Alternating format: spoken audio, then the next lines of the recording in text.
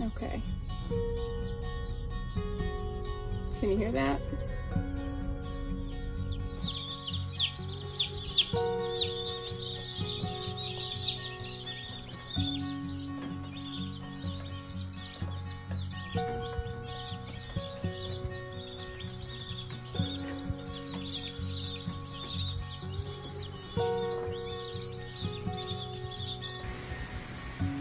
Okay, so I have them all settled, all 50 of them in my house.